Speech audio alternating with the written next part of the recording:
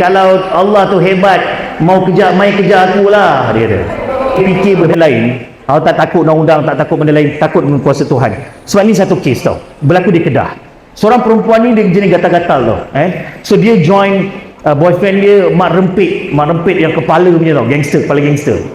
So dia pun merempit sini, merempit sana. Ni kisah benar Yang boyfriend dia dah tak takut apa-apa bah. So dekat kampung tu dia merayak, dia ram. Girlfriend dia kat belakang. Dia wheelie sampai satu hari mak dia keluar, mak lelaki tu. Sebab dia ram dekat depan rumah. Dia kata, kau tak takut ke dah maghrib ni? Kau tak takut ke Allah kau hukum kau buat maksiat macam ni, main motor macam ni? Lepas tu mamak ni kata apa? Mamak dia ram lagi, kalau Allah tu hebat, mau kejar, mai kejar aku lah, dia kata. Lepas tu dia bawa girlfriend dia pun gelak kat belakang. Dia bawa keluar pergi highway. Tuhan tunjuk sekali je dengan kuasa dia.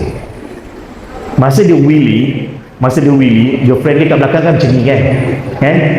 Boyfriend dia terlebih wheelie. Bila terlebih wheelie, girlfriend dia jatuh kepala dulu.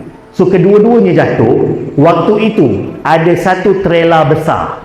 Trailer yang besar lalu, dan kedua-dua arwah ini telah diheret berkilo-kilometer, hancur sebab dia terikat dekat tayar yang berpusing.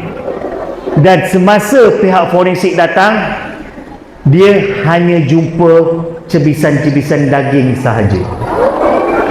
Kedua-duanya telah hancur seperti dilumat-lumat. Tak ada satu pun bentuk yang sempurna melainkan sekecil-kecil daging. Pasal tu saya kata, dek, awak nak tips sangat untuk elak awak gatal kan? Ini antara story yang saya boleh share. Jangan mencabar Tuhan. Faham? Jangan mencabar Tuhan. You tak takut undang-undang, tak ada hal. You tak takut benda lain, tak ada hal. You tak takut cikgu, tak ada hal. You tak takut dengan ibu apa, tak ada hal.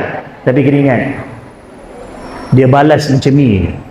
Faham? Be careful.